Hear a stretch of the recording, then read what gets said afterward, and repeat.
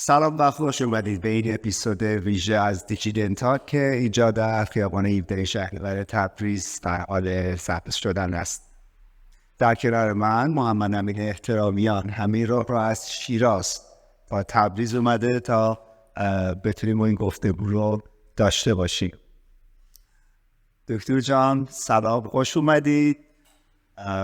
من که معرفی کردم. سلام، دکتر محمد امین احترامیان هستم، جراح دندانپزشک، کوفاندر لابراتوار تیوس، مدرس دوره‌های الاینر زیبایی و صاحب پادکست های الاینر.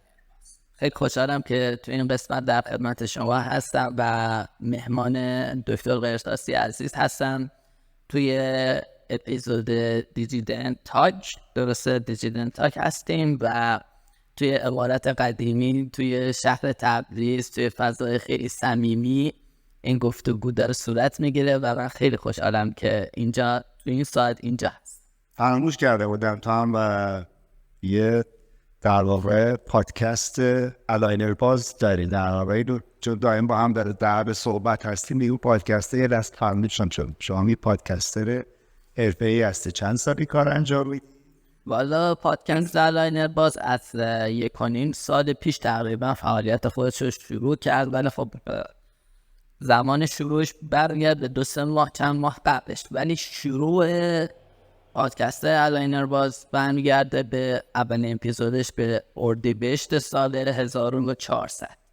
از اون موقع تا حالا ما در خدمت همکاران هستیم، جست و گریخته سعی میکنیم پادکست هایی در ارتباط با الاینر تراپی خدمت آرام ارائه بدیم و سعی کنیم این دانش رو توی کشورمون گسترش بدیم و همکاران هر چقدر میتونیم بیشتر با این موضوع آشنا کنیم.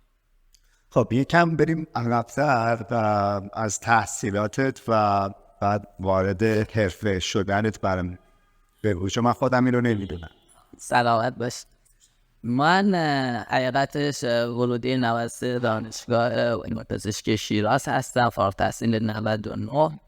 از سال 96 یه پروژه دانشجویی روی الاینرها داشتیم کار میکردیم و دنیای دیجیتال، حالا بعداً میشه گفت الاینرها تخصصی ما واردش شدیم. از اون موقع هم تقریبا سال 96 به همراه داداشم لابراتوار تیوس رو تأسیس کردیم و اولین بیماران ما رو از همون سالها گرفتیم و تقریبا از سال 97 فالو آپ بیماران رو داریم بعد از اتمام کارشون که خدا رو شکر نتایج خوب بوده، قابل قبول بوده و میشه گفت امروز دانش الاینر تراپی رو میتونیم توی ایران با خیال راحت گسترش بدیم. چی شد که پروژه‌تون رفت به سمت الاینر تراپی؟ به حال هر کسی که در پزشکی خب معمولا یه ایته‌ای براش جذاب‌تره که چیز بشه. چطور شد که رفتی سمت ایته‌ای که نسبتاً جدیدتره یا کمتر تو ایران هست؟ چون که به حال درست کردن و پیاده کردن یه چیز جدید اینطوری مقدار کار سختیه. واقعا یعنی یه سختی عجیبی هم داشت، ولی خب حقیقتش ما شاید صحیح نباشه اینو بگیم، ولی خب دوست دارم واقعی حرف بزنیم. ما از همون دوره دانشجویی کار میکردیم، وارد فضای کلینیک شدیم. اون موقع خب فضای سوشال مدیا و اینستاگرام و تلگرام و اینا هم مثل امروز زیاد محدودیت نداشت و ما کار همکاران رو می‌دیدیم. یکی از چیزهایی که خیلی خوب تو سوشال مدیا رشد کرد میشه گفت ونیرها بودن، حالا چه کامپوزیت ونیرها چه لامینت ونیر. خب همکارانی بودن که خیلی موفق بودن تو این هیته و یکی از راهایی بود که سریع میشد رشد کنی. از طرف خب منم کار دست زیاد بدی رو نداشتم و کار دستم خوب بود، میتونستم تو اون هیته ونیرها موفقیت کسب. ما وارد فضای ونیر که شدیم با یک مشکل بزرگ، اون هم دندان ها مالپوزیشن. حالا مالپوز بودن توی موقعیت کراس بایتی بودن، توی موقعیت کراودینگی بودن، دیاستما داشتن. این دندان ها تا یه حدی ما اجازه تراش اصلاحی داشتیم، تا یه حدی اجازه داشتیم و حتی توی رفرنس ها با تراش اصلاحی و اصلاح اوکلوژن، حالا طرفدارش هستی دکتر میدونم ولی خب من مخالفشم، شروع میکردن به اصلاح اینها و ونیرها رو دیلیور کردن، تحویل میدادن، اما مرز نداشت. همین که ما مرزی برای اصلاح نداشتیم، میگفتیم مثلا کراودینگ های خفیف رو بیان با ونیر هم قابل انجام، نیاز به ارتودنسی نداره. همین باعث شد ما با یک فضای آشنا بشیم توی اینستاگرام، به اسم فضای سمی کاری، حالا اصطلاحی که برش میگن کارهای سمی، و یک دندانهایی که کراودینگ شدید داشتن، یک دندانهایی که فک هایی که موقعیت مناسب نداشتن، فک کلاس 3 کلاس 2 و همه اینا رو بیان ونیر کنن و این مشکل رو روند بزنن. چون مرز نداشتیم واسه این کار، ما گفتیم خب چی کار کنیم؟ یا نباید باشه یا یه مرز واضحی باید باشه که محاله بشه یه مرز واضحی بذاریم، مثل دیجی دنتینم اینجا میشنی که مرز نول و مینا رو فقط خدا میدونه کجاست، هیچ کس نمیتونه بشه. اینم وقتی ما یک متر دقیقی واسه یک کار نذاریم ممکنه خطاهای زیادی رو. ما خب دیدیم خیلی از مریضایی که به آفیس ما مراجعه میکنن با این مشکل روبرو هست. لذا ما تو هم موقع، من قبل از اینکه اصلا وارد فضای دنتال بشم 3D دیزاینی انجام میدادم و فضای صنعتی 3D رو داشتیم، حالا اصلا کار به کد کم نداشتیم. لذا این باعث شد که ما راحت تر بتونیم وارد فضای دیجیتال شیم و خب حالا مقایسه کردیم با کشورهای پیشرفته و اینها، یه چیزی مثل الاینر رو موقع تو اون کشورها داشت راحت روتینلی استفاده میشه. ما گفتیم اگر بخواد این فضای اسمایل دیزاین رو عوض کنیم و یک چیز جدید بهش اضافه کنیم، چون حالا باشه منم پر حرفی میکنم ولی خب دیگه نشستیم که حرف بزنیم. فضای سوشال مدیا باعث میشد که ما نگاه میکردیم به همون دکترایی که معروف شده بودن، پستاشون که نگاه میکردیم برمیگشت به 2016 2017، یا اون زمانی که اینستاگرام تازه لانچ شده بود. اینها تو اون فضا شروع کرده بودن کارشون رو پست کردن، ایجاد کردن مخاطب گرفتن و اون فضا رو به دست آورده بودن.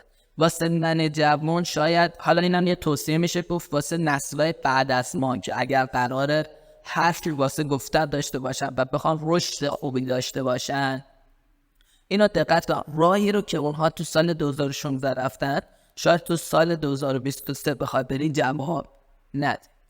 لذا این ما احساس کرد اگر قرار باشه رشد کنیم باید یک اصطلاح خودمون یک برگ برنده رو کنیم، یک چیز جدیدی اضافه کنیم. اون فضا تو اون سالها، سال 96 97 حالا همون حدودا چیزی بود به اسم دیجیتال اسمایل دیزاین DSD، درست، یا همین الاینر ها یا لامینت های پورسلن فلزپاتیک ها که هنوز تو ایران جون نگرفته، وگرنه شما بخواید در کنار یک نفری قرار بگیره که از سالها قبل داره تو سوشال مدیا فعالیت میکنه، خب دلیلی نداره تو بتونی براندازی رو رشد کنی اگر قرار باشه اون به اون حد مارکتش رسیده، مگر اینکه یه چیز جدید میکنی. این واسه ما یه پلن بریزیم برای خودمون تو همون سالها که 3 ضلع داشت. یه پازل بود که ما می‌خواستیم از همون موقع تکمیلش کنیم. یکیش کامپوزیت ونیر دیجیتال بود، DSD بود که الان اکثرا همین کار انجام میدیم، DSD میکنیم و سرجیکال گاید حالا با استفاده از اون جینجیوکتومی، جینجیو پلاستی یا استوتومی، هر چیزی نیاز باشه انجام میدیم ولی بر مبنای اپروچ دیجیتال. پورسلن لامینت های فلزپاتیک بود که حالا ایمکس ها تو ایران بعد خوب رشد کرده بودن، ولی فلزپاتیک ها یک استاندارد انگار تو دنیا. مثلا به دبی که نگاه میکنن اکثر لابراتوارها به دنیا اونجا یا شعبه دارن یا کلا مرکز فعالیتشونه، اکثرا دارن روی فلزپاتیک پورسلن ونیرها سرمایه گذاری میکنن، ایمکس ها رو در شرایط خاص دارن استفاده میکنن. اینا خب ما گذاشتیم توی یکی از پازل‌ها و یه جایی که بتونیم ازش استفاده کنیم. و مورد سومش الف بای زیبایی به نظر من، الاینر بلیچینگ کامپوزیت ABC، الفابت زیبای خودشون بهش میگن، که شروع درمان زیباییشون میرفت از الاینرشون میشد. برای که رادینگاه رو مرتب میکردن، میرن ریاست ما رو تنظیم میکرد، تقسیم فضا میکردن، حالا لزوما نیاز نبود به بلدنش. و این باعث میشد که این فضا ایجاد شه که ما بریم این پازل رو تکمیل کنیم و این سیزل رو اگر قرار کامپوزیت ونیری انجام بدیم دیستی رو کنارش بیاریم، اگر قرار پورسلن ونیری رو انجام بدیم کنارش فلزپاتی بیاریم، اگر قرار اپروچ زیبایی رو تغییر بدیم بریم الاینر رو بیاریم. روی سیزل ما داشتیم کار میکردیم. خب قوی ترین و تخصصی ترین شد الاینر که بعدا ما کامل شیفتمون رفت سطح الاینر و کلا لابراتوارمون هم شد یک لابراتوار تخصصی ساخت الاینرهای شب. اساس ABC شما ایشو تقویت کردی چون بلیچینگ و کامپوزیتش آردی داشت انجام میشد. بله دقیقا همینه و یک نیاز بود که ما بخوایم که این فضای سوشال مدیا که یک فضایی هست برای رشد سریعتر، یعنی بی تعارف بگیم ما الان 3 تا فضا داریم برای رشد. یکیش آکادمیک دانشگاهیه که شما مثلا باید تحصیلات آکادمیکتون به حد اعلا برسونید، بعدش وارد طرح ضریب کار بشید، نمیدونم اینا رو بگذرونید، در کنار اینها حالا فعالیت‌های مرتبط شروع کنید. خب تایم میبره که راه حل خیلی خوبی هم هست، میشه رشد پایدار و سریعتری رو داره و رشد پایداری رو داره. مطمئناً رشد میکنی اگر شما تو این فضای آکادمیک خوب جلو بری، ولی فضای دیگه یکم ریسکی تره ولی خب سریعتر جواب میداد. یا باید توی سوشال مدیاها کار میکردی یا باید گزینه سوم کنگره ها، سمپوزیوم ها، وبینار ها و اون فضای پشت کنگره ها و سمپوزیوم ها و وبینار ها هست که ازش استفاده کنی واسه رشد که من ترجیح میدم اصلا راجبش صحبت نکنیم. ولی خب از این 3 فضا ما تصمیم گرفتیم که توی سوشال مدیا رشد کنیم و یک رشد مستقل داشته باشیم، رشد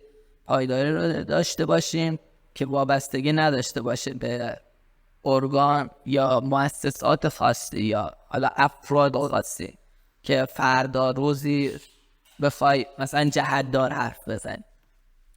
و اینجوری شد که ما پوش شدیم به فضای علنی. حالا در ادامهش همه چی عوض شد، یعنی کلا این دیدگاه ما تغییر کرد، بلوزتر شد، تخصصی تر شد. ولی خب اون دیدگاه و اون اپروچ اولیه ما که چی شد الاینر رو استارت زدیم. خب دکتر پس دلیلی بودی که رفتی سمت الاینر. حالا داشتی اشاره میکردی به اینکه خب تو سوشال مدیا یه محتواشون رو گذاشته بودن. یه عده از این افرادی که ما باهاشون در ارتباطیم تو سوشال مدیا خارجی ها هستن، یعنی غیر ایرانی ها هستن.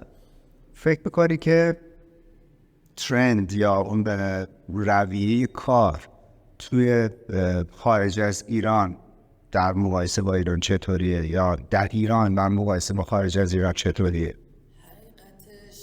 فضای کشور ما حالا به هر دلیلی که ما نمیخوایم وارد جزئیاتش بشیم یه فضای بسته شده، یعنی دسترسی ما به خارج از ایران شده همین سوشال مدیا، یعنی دسترسی حضوریمون کمتر شده، شرکت های درجه 1 دنیا رو کمتر میتونیم داشته باشیم، سخنران های درجه 1 دنیا رو کمتر میتونیم داشته. این خب یک ضعف که حالا به هر دلیلی هست ما دسترسیمون کم شده. این یه چیزی هست که واقعیت غیر قابل این کاره.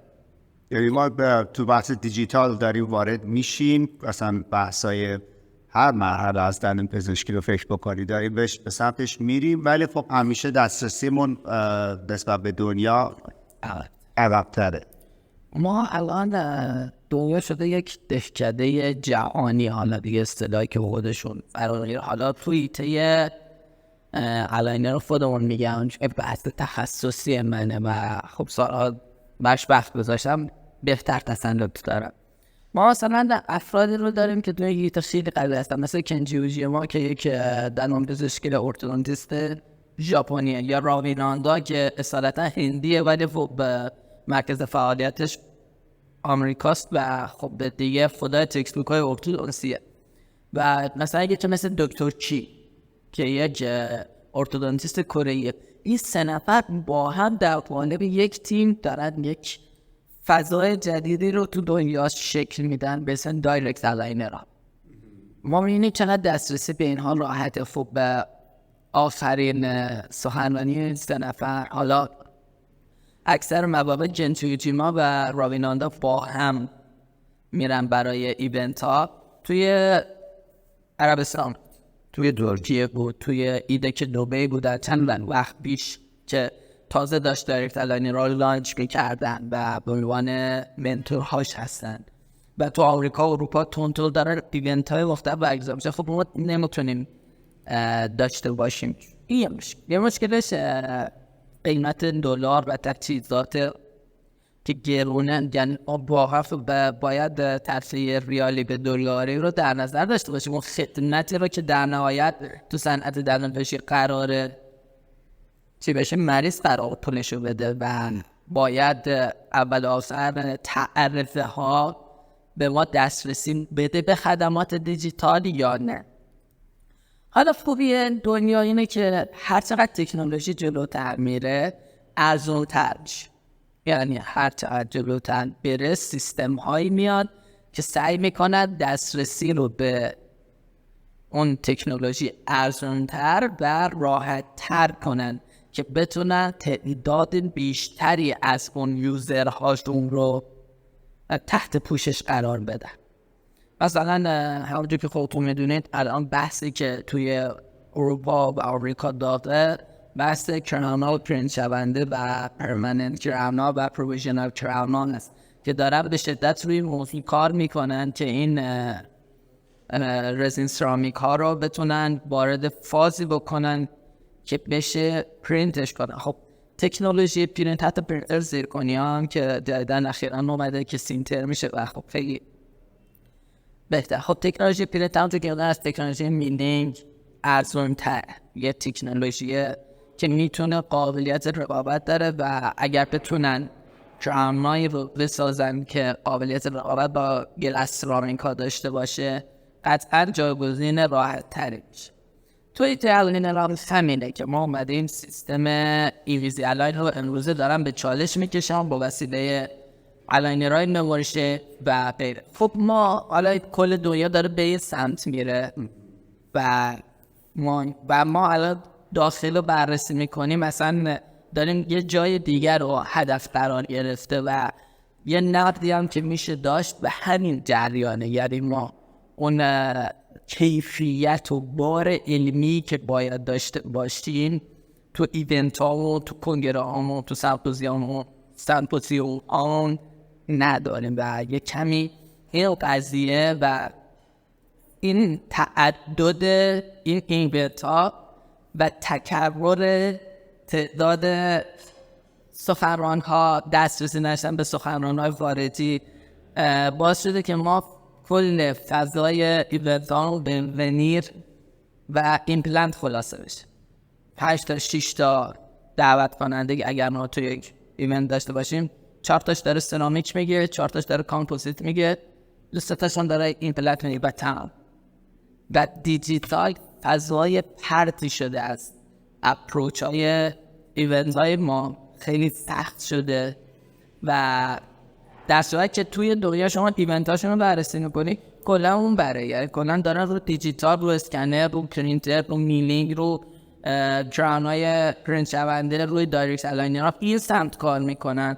شاید بنیر هم باشه، شاید این پلت هم باشه، ولی یه پنل 2 پنل ولی فضای ما اول دسترسی نداریم، دوم به همین هم که دسترسی نداریم تکرار میکنیم و یه تکراری شده که حالا بهتره شاید از حالا که دسترسی نداریم کمک بگیر خودمون به خودمون کمک کنیم. افرادی که دارن توی زمین حال خود شما داره رو سرجیکال گاید کار میکنی و خب تخصصی داره کار میکنیم، خب کمک بگیرن از شما، کمک بگیرن از این و اینو توی این ایونت ها جا بندازیم که سعی کنیم به جای تکرار و تکرار صحبت های تکراری و افراد تکراری سعی کنیم هدف خودمون به خودمون کمک کنیم و این دیجیتال رو و این فضا رو رشد بدیم. این که دنیا داره به سمت دیجیتال میره باعث بشه که ما هم یه تلنگری بخوریم اینو بیاریم. سخت همت میخواد، کمک همه رو میخواد، ولی خب از این فضا بسته خودمون فضا خود تحریمی نکنیم، فضا رو بیشتر بسته نکنیم نه یا هی حرفای تکراری بزنی، نه هی کارهای تکراری کنیم. سخت بیارین، یک نفر یه قسمتشو بیاره، یه نفر یه قسمت دیگر بیاره و همه با هم کمک کنین که این ارتقاء علمیه تو کشور ما با سرعت ضعیف انجام نشه و سرعت خوب و رشد خوبی. بس در واقع نظرتون اینه که اون اتفاقی که توی دنیا داره میفته اینه که دارن ورکفلوی دیجیتال رو هرچه بیشتر از پیش دارن وارد کار بکنن و شاید ما توی ایران داریم یه مقداری وضعیت خیلی لوکس و خیلی چیزش جلوش میدیم، خیلی مارژینال و حاشیه‌ای و داریم فعلا به نول و پریر داریم میپردازیم دیگه، داریم کامپوزیت بینی رو ایپلند و هرچی که از قبل بوده و داریم، یعنی همونی که بودیم لوندی.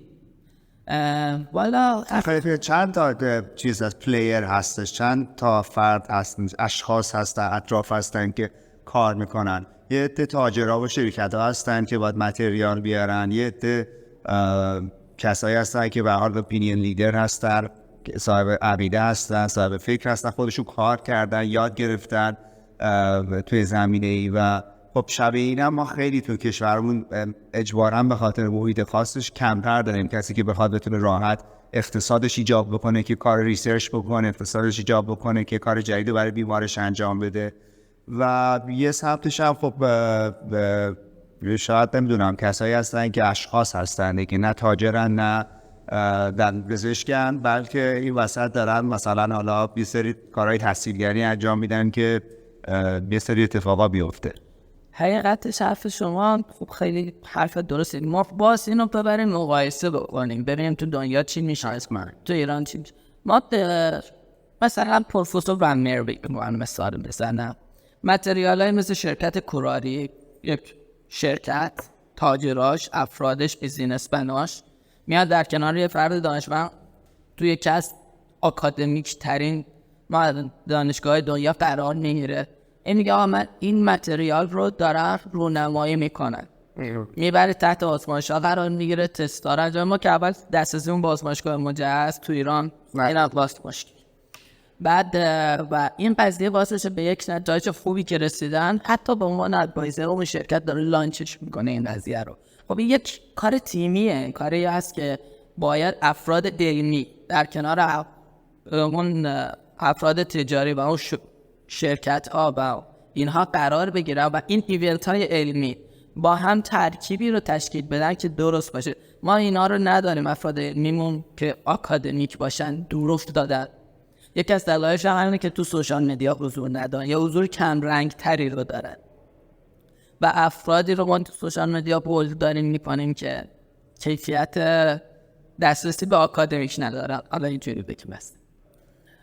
از اون طرف هم شرکت هایی رو داریم که همکاری تیپی باز با این افراد ندارن، یعنی شرکت هایی هستن که دنبال این هستن که فقط فروش بالاتر بده و حالا از هر روشی هر کسی که بتونه این فروش رو بهتر انجام بده و اون کیفیت و سطح علمی اون نفر در رده بعدی قرار میگیره. مشکل ما اینها هست و باز بشه همه اینها با هم میاد تاثیرش رو میذاره روی ایونت های ما، میاد روی کیفیت حالا برگزاری ایونت های ما تاثیرش میذاره. علاوه بر اون میتونن نفوذ شرکت ها لانچ کردن افرادی رو که میخوان باز بشه که ما اون داستان دوباره از یه شکل دیگه سیکل معیوب ایجاد بشه و باز بشه اون افرادی که دارن زحمت هم میکشن اصلا یه رده عقب بمونن. خب تو سوشال مدیا که حضور نداشته باشن، ایونت هم که بهشون فرصت ارائه مطالبی رو که برای زحمت کشیدن داده نشه یا در حاشیه و کم رنگ باشه، همه اینا رو که در کنار هم قرار میدیم ببینیم که چون اون افرادی هم که دارن ایونت ها رو برگزار میکنن خب بعد تجاریش داره میتارف به بعد علمیش میچربه، یعنی سعی میکنن خب اون شرکت هایی رو پنل بهشون بدن، اون قرفه هایی رو بدن که با بالا خود اون هزینه اون فونگیره اون ایونت در بده چند سود بده. لذا این فضای علمی و بار علمی کشور ما باعث شده که تون جای خودمون استپ درجا بزنیم و بیشتر تاثیرش هم تو دیجیتال میبینیم. یعنی ما دیجیتال اکثر ایونت هامون یه جورای دیجیتال از توش داره هست میشه. ببین اتفاقا نکته‌ای که گفتی رو من حالا طبیعیه که بیشتر دارم میشنوم که خیلی از کارا افتاده دست شرکت ها. حالا به خاطر اینکه برگزاری ایونت علمی مستقل ظاهرا خیلی کار سختی شده و کسی که بخواد به صورت آکادمیک بیاد این کاری رو انجام بده خب شرکت همیشه خواهد بود، به خاطر اینکه حتی موقع شما مستقیم با یه شرکت سازنده طرف هستی و نماینده خودش که اینا ما تو ایران نداریم. وقتی نیست بحث میره تو حالت حد واسط، شرکت هایی که به اصطلاح ریسلر هستن و کار فروش صرفا انجام میدن، اختیار زیادی از سمت شرکت مادر ندارن. اینجا ما یه مقدار اون اتفاقی که فرض کنید خارج از اینا میفته اینجا فرمش عوض میشه، ظاهرش همونه ولی از اون مسیرش در واقع عوض شد. خب بحث دیجیتال رو هم تو دنیا الان کسایی که تو امریکای شمالی، تو استرالیا، تو ژاپن، تو اروپا دارن صحبت میکنن، میگن آقا دیجیتال دنتیستری چیزی نیست که یه هیته خاصی از درون پزشکی باشه و ما اینو بفهمیم جداش بکنیم. کم کم دارن میگن که ممکنه ما 10 سال دیگه نگیم دیجیتال دنتیستری، بگیم همون دنتیستری، ولی دیگه ابزار همه چی دیجیتال شده باشه. کارهای ما، بیس کار ما، اصلا چیزی که قلم میگه دست میگیری فرق بکنه. برای ما این ترانسفورمیشن رو به این فرم نمیبینی. فروش اسکنر به نظر زیاد شده، فروش میلینگ ماشینا خب واسه بعضی مطب‌ها برای لابراتوارها که قبلا هم بودن بیشتر شده. پرینترهای سه‌بعدی دارن بیشتر فروش میرن، متریالش به ظاهر زیاد شده. منتها اون متریال درجه یک دنیا چشا بخوای باش مثلا کران پرینت بکنی، الایر مستلم بزنی، آیا اینا هم به این مفهوم زیاد شده؟ نگاه کنید ما خب نه الان حد ما یه فاصله با دنیا داریم. چیزی که هست حالا من ادوایس و توصیه که دارم، دیر یا زود ما باید و کلا دندان پزشکان ما وارد فضای دیجیتال دنتیستری باید.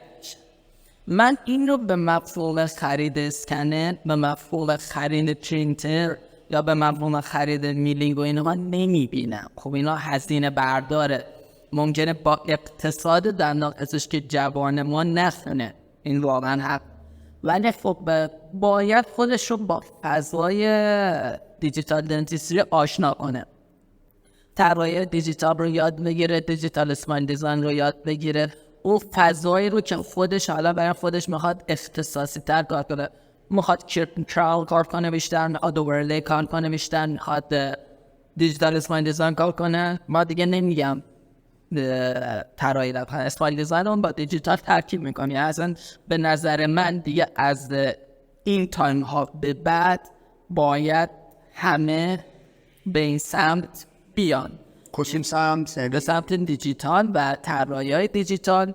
اصلا دیجیتال به این مفهوم دیگه یه کار روتین بشه. مثلا اینه که شما بگی من میرم دندان پزشکی و دندان پزشک یونیت نداشته باشه، یا تا اینقدر روتین میشه. یونیت حالا نه توربین نداشته باشه، خب ابزارشه، یعنی نمیشه. و شما تو آینده اکثرا من میدونم بالای 70-80% دندان پزشکان ما بعد میرسن که اسکنر رو تو مطبشون داشته باشن، اسکن کنن، دیزاین کنن، همونجا بدن پرینت کنه، چون خدمات پرینت و هزینه پرینت مفروض به صرفه میشه. شما همون هزینه که میخواید بدید به لابراتوار میبرید تو مطب خود و سیل دنتیستری رو فعال میکنید با هزینه های متناسب. لذا دندان پزشکان ما چه بخوان چه نخوان دیر یا زود باید خودشون با هیته ادپته کنن. حالا تو هر هیته که دارن تخصصی تر کار میکنن ابزارش رو تهیه کنن، نه صرفا اسکنر، نه صرفا میلینگ ماشین. اما من بیشتر میگم شما نرم افزاری رو اون کار تسلط پیدا کن، یواش یواش ابزارش به وقتش ترغیب میشه تو سیستمت بیاد. یعنی من شروع دیجیتال دنتیستی رو از سافت‌ور می‌بینم به جای هاردورها. و شما وقتی تسلط داشته باشی رو نرم افزار، طراحی تو خودت انجام بدی، یواش یواش اصلا خروجی تو خودت میگیری، پرینت میگیری، پرینت ارزین تره مثلا. بعد با اول میگیریم یه لابراتوار اسکن کنه، شما پرینتشو میگیری انجام میدی. مرحله بعد میایم با همینا اسکنر رو هم تهیه میکنیم. من گارد نداره نسبت به هاردور تهیه کردن که حتما باید تهیه بشه، ولی خب با آینده ما اینه که شما در پزشک بیمار که از در وارد میشه میاد روی یونیت، آماده سازی انجام میشه، اسکن انجام میشه، پرینت کراون انجام میشه، تو دهانش قرار میگیره و تمام. یعنی این روتینشه، یعنی مثل عصب کشی انجام دادن با روتاریه. الان معطبی ما پیدا نکنه روتاری توش نباشه دیگه، خیلی کم پیدا میشه. اینم ابزار میشه. لذا شما هر چقدر زودتر وارد این فضا بشیم و ما این فضا رو به حضور در نپزشکان تسهیل کنیم بهتره، تا روی اون استپ و اون جایگاهی که وجود داریم هی درجا بزنیم و دیجیتال رو لاکچری تور نشون بدیم. دیجیتال حالا شما مثلا توی این پلتفرم کنید، سرچکال گاید رو انجام میده. حالا سرچکال گاید اگر ما هزینه اسکنر رو کنار بذاریم، فکر کنم هزینه پرینتر و اون رزینی که شما در به سرچکال گاید استفاده میکنید زیر 100 میلیون باشه اشتباه نکنم، همین حدودا میشه. بهترین پرینترهای دنیا هم که حالا مدل چینیش هم وجود زیر 100 میلیون میتونید تهیه کنید، رزینش هم قیمت اصلا هاردورش نیستش کانابیس. آره دقیقا، یعنی باید کار لاکچری نمیکنم، نمیدونم چرا مخوان لاکچری جلبش ورکفلوی دویدیه، کار صحیحیه. مطالعه که به اصطلاح چطور انجامش بدیم و چطور بفهمیم انجامش بدیم اینه که به اصطلاح فرق باز میکنه بین این که من نخواهم حتی اون مثلا به قول شما 100 میلیون یا 200 میلیون یا 500 میلیون واسه اسکنر و ورکفلو رو هزینه بکنم و مثلا دستی ایمپلنت بگذارم هر جایی که استخوان پیدا بکنم و بعد بگم مثلا توی پروتزام شکایت زیاده به خاطر اینکه من نه اصلا پلنی کردم نه اصلا بررسی اولیه کردم. خب یه نکته رو خواستم بگم، چون الان مثلا داریم میگیم شرکت هایی که اسکنر میفروشن دندونپزشکشون رو با یه لابراتواری که کار دیجیتال انجام میده مچ میکنن که دکتر تراشتو بفرست، ایشون برات مثلا میسازه و برمیگرده. خب میگه دست در نکنه، میگه این اسکنوادی از فلان شرکتی از خودم میتونی بخری بذاری، یه پرتاتو میتونی با اسکنوادی اسکن بکنی و ریستور بکنی. کیس الاینر اگه میتونی اسکن بکنی بفرستی مثلا دکتر احترامیان برات الاینر درست بکنه و کار الاینر رو میشه انجام بدی. این کار تحصیلگری رو اینجا شرکت داره انجام میده، مورد ساپورت یوزرش داره انجام میده. نهایتا این شرکت یه نفر دو نفر ادوایزر خواهد داشت، یه سری افراد خواهد داشت که این کار بخوان انجام بدن.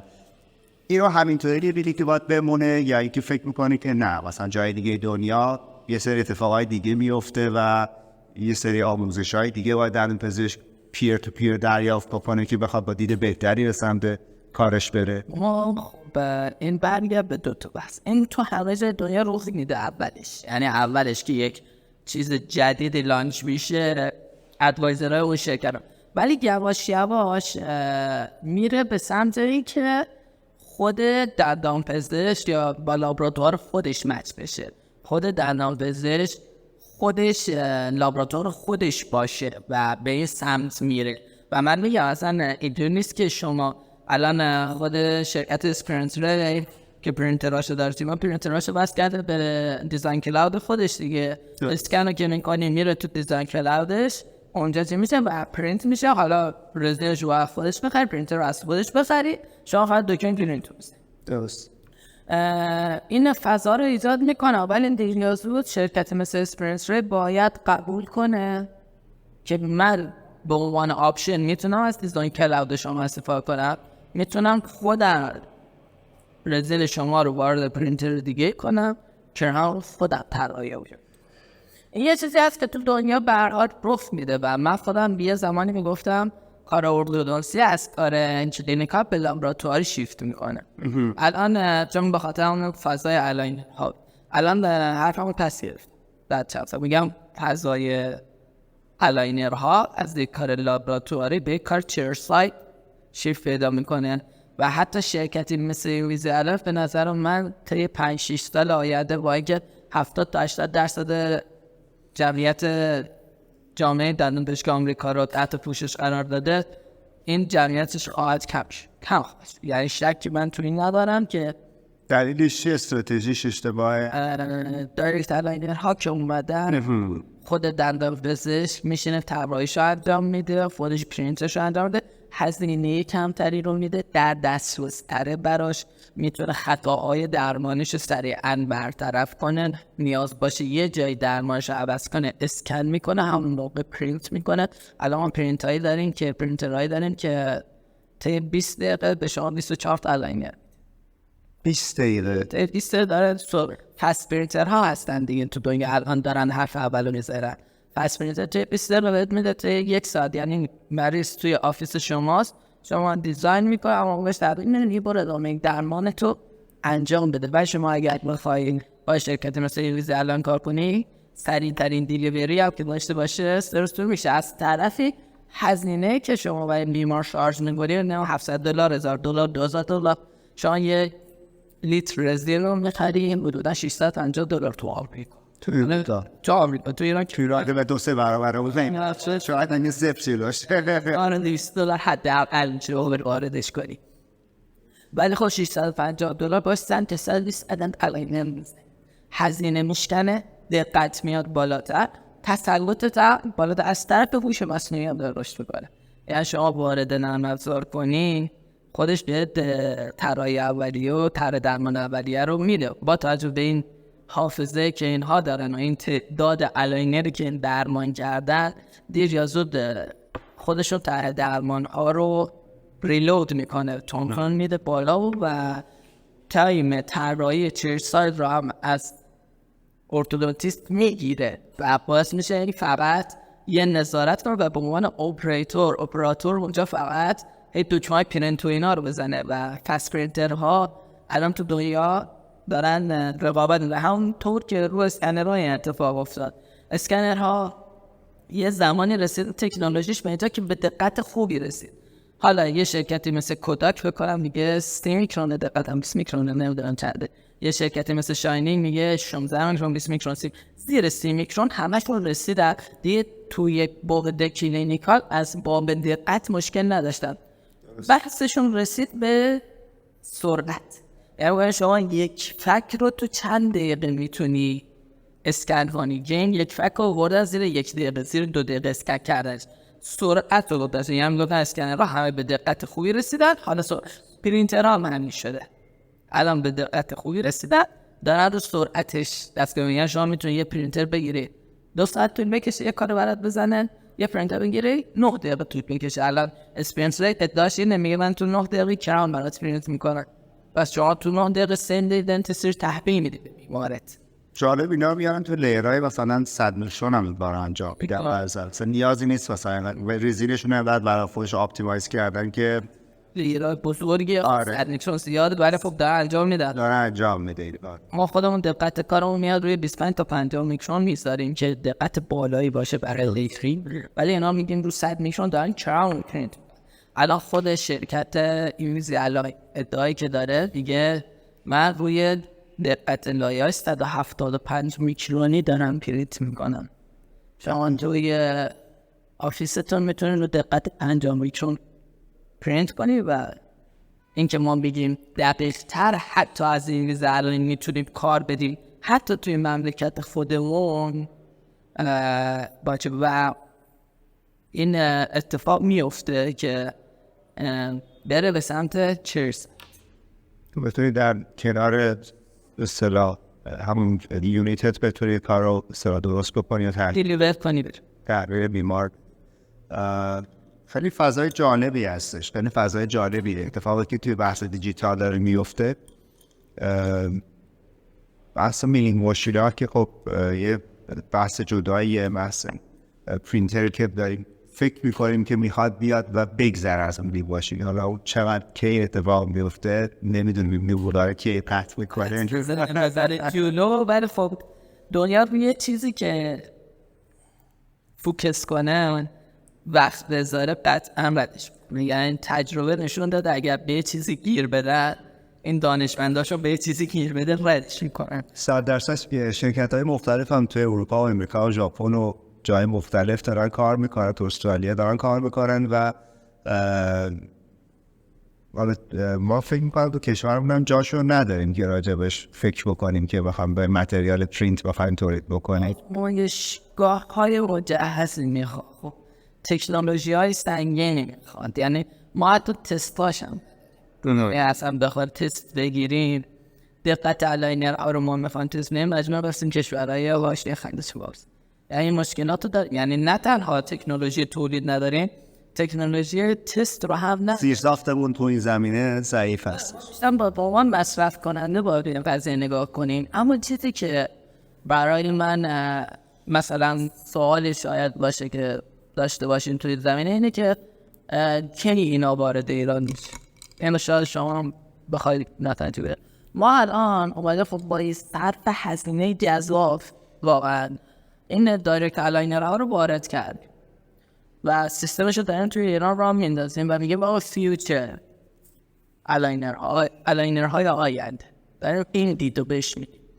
اما این همت مثلا شرکت های پیشرو، همت دانشگاه پیشرو ما رو میطلبه، همزمان که ما داریم دایرکت الاینر چیزی که بعد از پرمننت کرام لانچ شد تو دنیا میاریم باید کرام پرینت ها کنارش بیاد ولی نیومده. یعنی این خب بعد این یعنی من به نظر من یه سال 2 سال دیگه ما یه چیز روتین تو ایران باشه.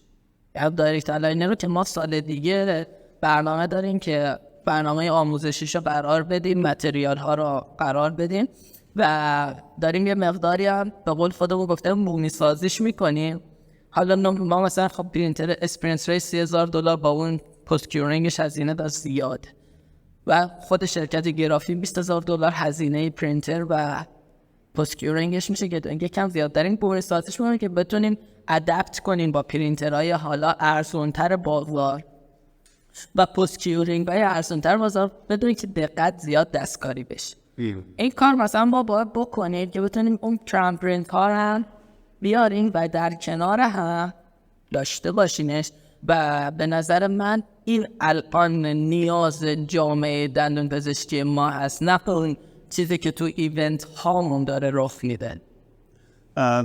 پس تو اگه بخوای بگی که چون باز داری به ایونت ها اشاره میکنی، آموزشی که برای جای انداختن روانهای کار ورکفلوهای دیجیتال که ورکفلوهای آینده هستن در واقع، فکر میکنی چقدر آموزش کمه الان توی کشوری که 50,000 نفر دندون پزشک توشه، به 80 میلیون نفر هم جمعیت داره. فکر میکنی چقدر کار باید بشه که این حالا بگیم 40,000 نفر که بخوام فعال باشن، چون یه رقم بزرگی هم دارن انتخاب میکنن که دیگه نباشن تو ایران. ها برای اینجا دسترسی ها رو آره و چقدر آموزش لازمه که این قدری که توی این مثلا حوزه از دنیا توی این قسمتی که مثلا نقشه جغرافیایی اینجاست چقدر باید ما آموزش بدیم و اینقدر مثلا ما کنگره‌هامون رو بیشتر بکنیم، بیاد مثلا فضای آنلاین رو تقویت بکنیم، چی کار باید بکنیم یا شرکت هم باید فعالیتشون رو بیشتر بکنن که یه اتفاق میفته که اینجا ما بتونیم بگیم که فردای روزی که دانشجوی دندون پزشکی که فارغ التحصیل میشه و میخواد کار انجام بده بتونه بلافاصله کار خودش رو با یک ورکفلو جدید شروع بکنه، چیزی که ممکنه توی دانشکده‌ای که نکشیده خودش رو به اون سمت در هر جایی از دنیا اونجا یاد نگرفته بخواد انجام بده، یا اینکه اصلا متخصصی که داره ایمپلنتش رو میذاره خودش رو به این حد در واقع بخواد مجهز بکنه که تمام مثلا هر 10 تا 20 تا 30 تا 40 تا 50 تا هرچند تعدادی که در روز کار میکنه رو به حدی برسونه که همش رسونه به صورت دیجیتالی بخواد کار کنه. خب اول من یه تصدیل بزنم، ما نگیم آینده بگیم آینده نزدیک، یعنی دقیقا ما دارز برون بودن صحبت آینده نزدیک. یعنی من این که بگید کرام پرینت شونده 3 سال دیگه میاد تو ایران قبول نمه هستن، ددلاینش رو بزنم سال دیگه یعنی سال دیگه این وارد شده تو ایران. حالا ما یک مشکلی که داریم همین آموزشه. یعنی این خب ما فضای سوشال مدیا یه فضای شده که افرادی داریم میگم رشد میکنه. به نظر من سوشال مدیا میتونه فضای باشه واسه آموزش، مثل پادکست های علای درواز. مثلا حالا من توییتر خودم دارم مثلا نمیم پادکست خیلی خوبی هم مثلا نیمه حرفه‌ای هم مثلا اتفاقا زیاد خوب نیست، چون توسط من در اندازه که یک پادکستر غیر حرفه‌ای هستم در تولید میشه. کار من پادکست نیست، ولی خب از این مدیوم دارم استفاده میکنم واسه انتقال دیتا و اطلاعات. خب این فضای ارزونی میشه با صرف هزینه‌های کم، با یه میکروفون گوشه اتاق شما دیتا رو انتقال بدید. ولی همت اون شخص رو طلبه. نکته بعدی شرکت ها هست. شرکت هایی که دارین کار میکنن خب به هر حال باید برنامه های آموزشیشون همونجور که گفتید، چون دیگه قدرت رو دارن که بتونن چیکنن و ایونت های حضوری بذارن. برنامه های آموزشیشون رو حتما دیجیتال ورکفلو رو قرار بدن و بعد از اون هر مؤسسات هست. مؤسسات آموزشی و خصوصی تو ایران به شدت زیاد شده و همش هم دو تا اپروچ دارن کار کنن، لامینس کامپوزیت و حالا تمرین بدن. همین شده، یعنی این دیجیتال گم شده تو این فضای مؤسسات.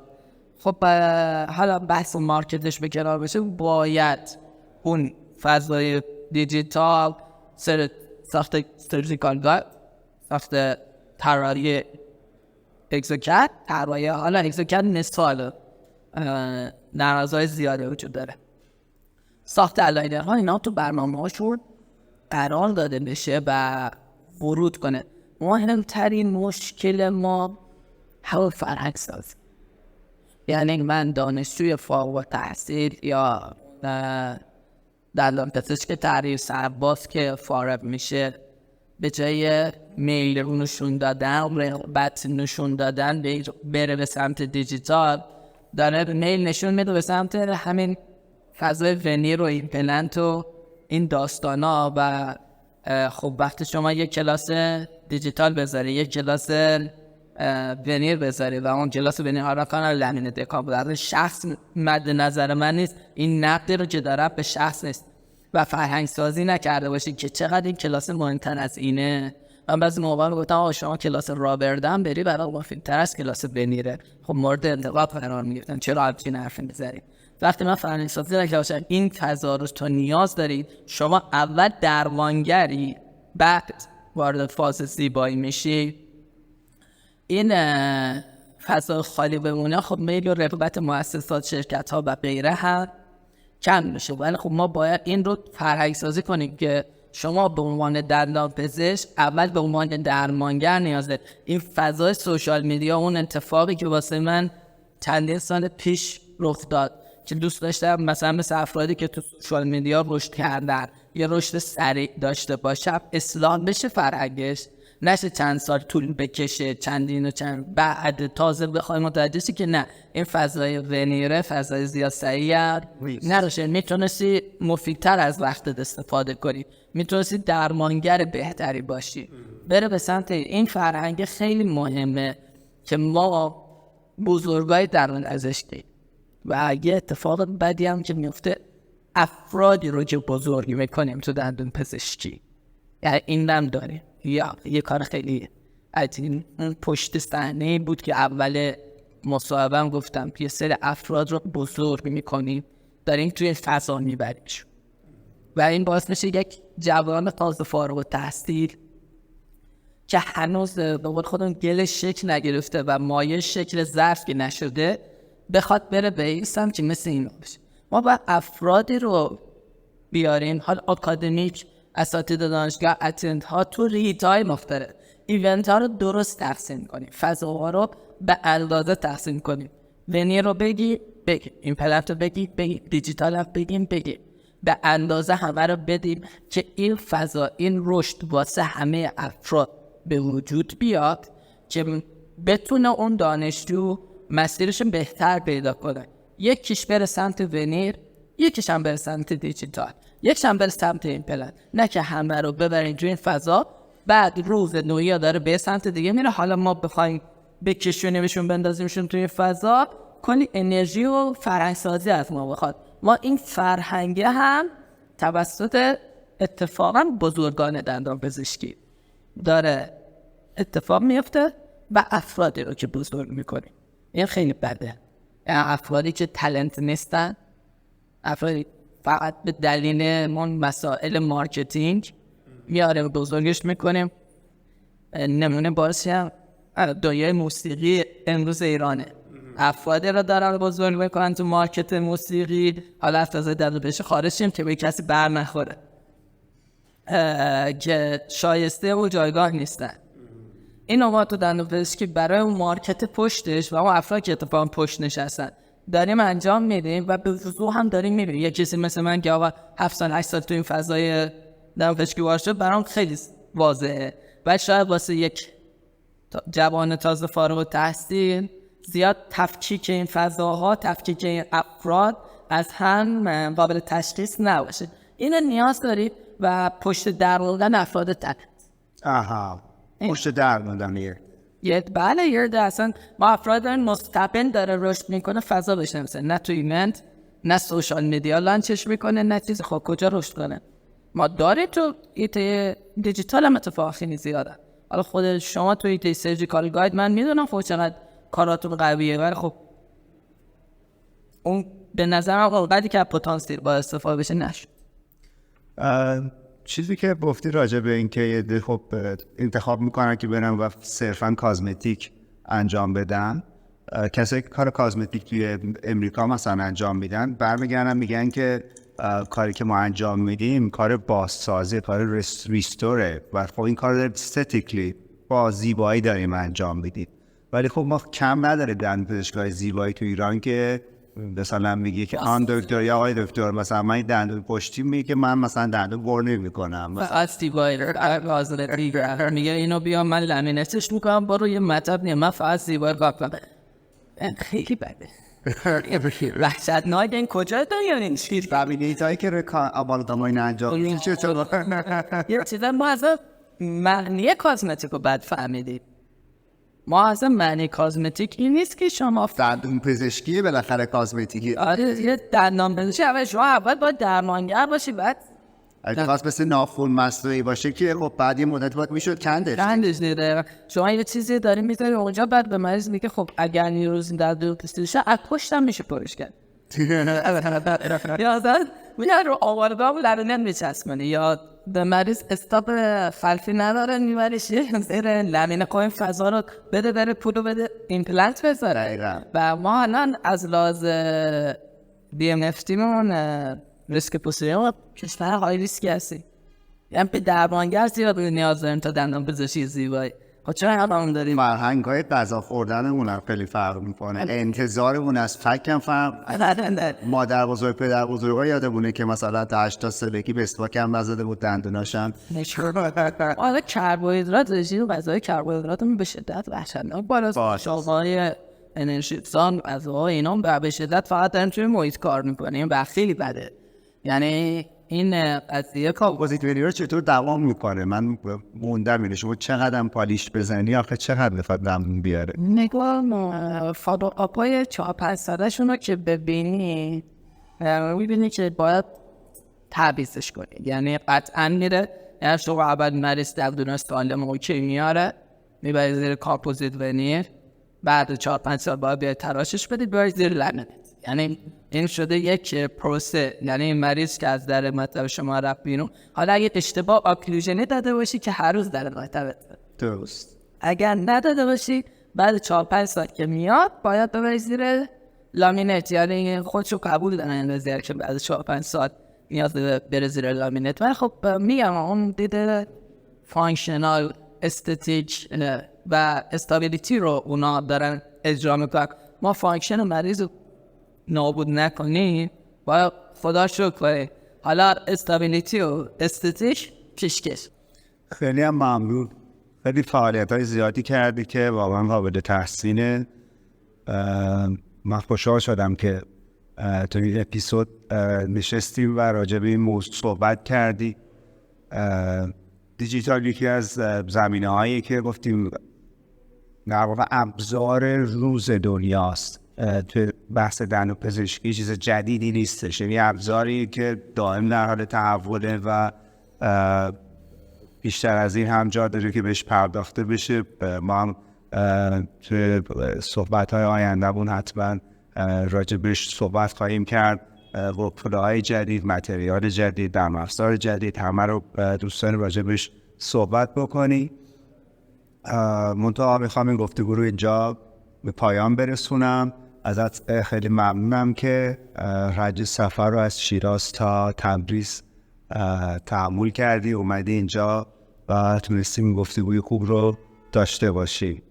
بابت این فرصتی که در اختیارم قرار دادید سپاسگزارم. واقعا لذت بخش بود. دوست داشتم تموم شه، ولی خب به هر حال دیگه خیلی صحبت کرده و ممنون از این وقتی که در اختیار ما قرار دادید. ان شاءالله گفتگوهای آینده راجع به ورکفلوهای دقیق‌تر دیجیتال ما بتونیم هم حتی سر این نیز برعکس بشینیم و من از شما راجع به سرجیکال گاید بگیرم نظراتتون رو و بتونم اون رو هم بپردازیم بهش و وارد فازهای دقیق‌تر دیجیتال شیم، از کلیات بگذریم. بیش از این هم وقتتون رو نمیگیرم. مرسی که وقتتون رو به ما دادید و صحبت‌های ما رو شنیدید. روز بخیر. از تا یک دیدار دیگه و یک اپیزود دیگه از اینجا در تبریز، خدا نگهدار.